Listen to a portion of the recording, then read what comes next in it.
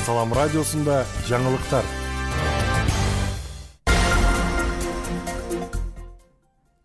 Саламатсыз бардактуу угарман жана YouTube каналыбыздын көрүүчүсү. Эфирде жаңылыктар түрмөгү, аны менен мен Нурпейла Шор кызы тааныштырам.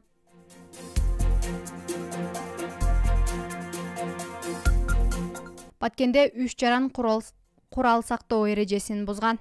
Бул тууралуу облустук милициядан билдиришти. Маалыматка караганда, Арсенал аталышындагы иш-чаранын жүрүшүндө 47 жарандын ок атуучу куралдарынын документтери текшерилди.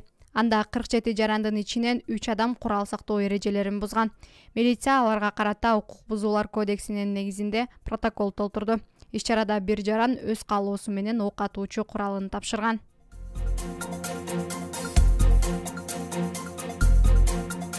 Арам акчаны адалдоо шеги менен фарм компаниянын кызматкерлери кармалды.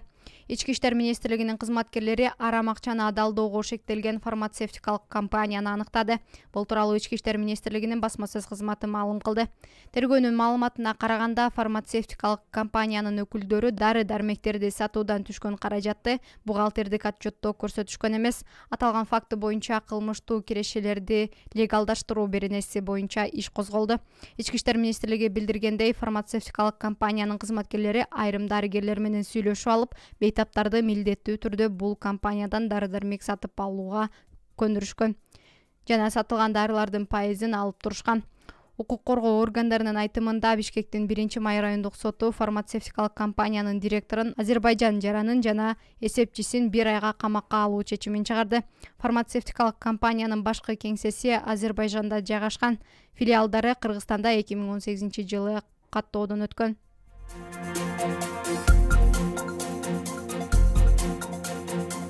Баткен шаарынан 6 окуучу мектепти алтын тамга менен аяктайт. Быйылкы 2022-2023 окуу жылында алтын тамга тестүрүүлөөсүнө Баткен шаарынан 32 бүтүрүүчү катышты. Алардын арасынан 6 бүтүрүүчү билимин тастыктап, алтын тамга артыкчылык аттестатына ээ болушту. Алар Баткен облустук гимназия жатак мектебинин окуучулары Нурмира Абдиллаева, Мираида Аскаралиева, Асель Жолдошева, Азирет Камалов, Кутман Саидканов, Бекназар Турдубаевдер. Алтын тамга артыкчылык аттестатына болгон кароо сынак үстүбүздөгү жылдын 25 апрелинде өткөн.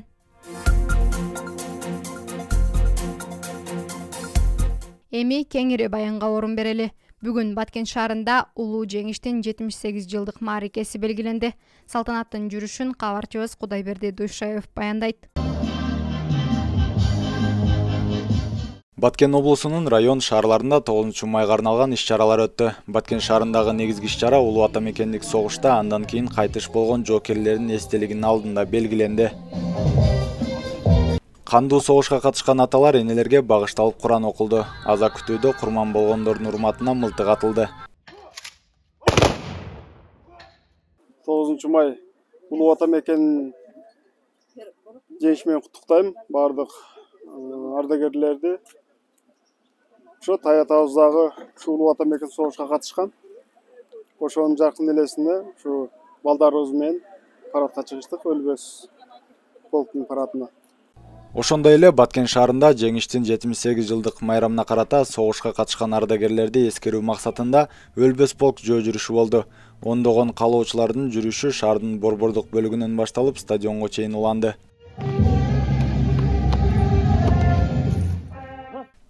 Майрамдын салтанаттуу бөлүгүндө президенттин Баткендеги өкүлүнүн ордун басары Жаныбек Исаков облус жетекчилигинин атынан жалпы Баткен элин жеңиш майрамы менен куттуктады.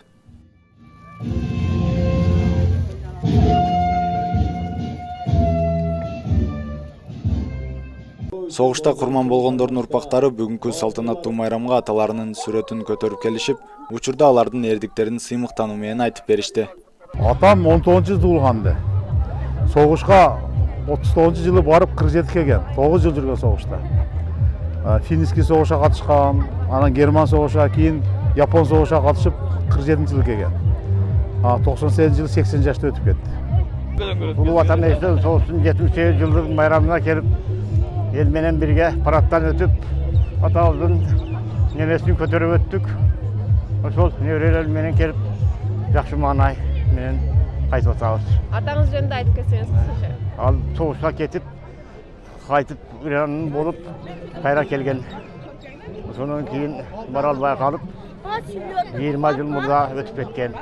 Майрамдык иш-чара жергиликтүү таланттардын концерттик программасы менен коштолуп, жалпы элдик сейилдөө менен уланды. Бүгүнкү майрам бул бизге ата-бабалардан калган мурас. Ушул бир заманда фашисттик Германияны ошо Кыргызстандын эли да барып салым кошуп жеңбегенде бүгүнкү күнгө дүйнөдө кандай абал болот эч ким билбейт. Ошого мен сыймыктанам. Биздин ата-бабалар, эр жүрөктүү ата-бабалар барып ошол салымга өздөрүнүн чоң жеңишке салымдарын кошконуна, ошондой эле бүгүнкү күнгө Баткен окуясында, Баткен чек арасында туруштук берген балдарга, ошол жерде патриоттугун көргөзгөн балдарга да таазим кылып кетем. Баарыңыздарды 9-май майрамыңыздар менен. Бардыгыбызга кут болсун майрамыбыз. Эли журтубуз тынч болсун, аманчылык, токчулук, молчулук болсун. Кыргыз элибизди жана Баткен элини баарын майрамы менен куттуктайбыз. Дайыма ушундай өлкөбүздө тынччылык, аманчылык болсун, согуш болбосун. Бардык кыргыз элин майрамы менен куттуктайм. Дүйнөдө согуш болбосун, тынчтык болсун. Ар дайым майрам болсун. Бүткүл кыргыз элин жана Баткен элин бүгүнкү жеңиш күнү менен куттуктайм. Ошо ар дайым асманыбыз ачык болсун, эч убакта согуш болбосун, ушундай тынччылыкта эле майрамдарды өткөрүп жүрө берели. Белгилей кетсек, бул майрамды Советтер Союзуна мүчө мамлекеттер белгилейт. Баткен облусунун аймагынан улуу ата мекендик согушка 20.766 жоокер аттанышкан. Анын ичинен 14.213-ü кайтпай калган. Ал эми улуу жеңишке жетип, өз мекенине кайткандар 6.553. Бүгүнкү күндө тилекке каршы согуш ардагери облуста калган эмес. Кудайберди Дуйшоев, Салам Медиа, Баткен.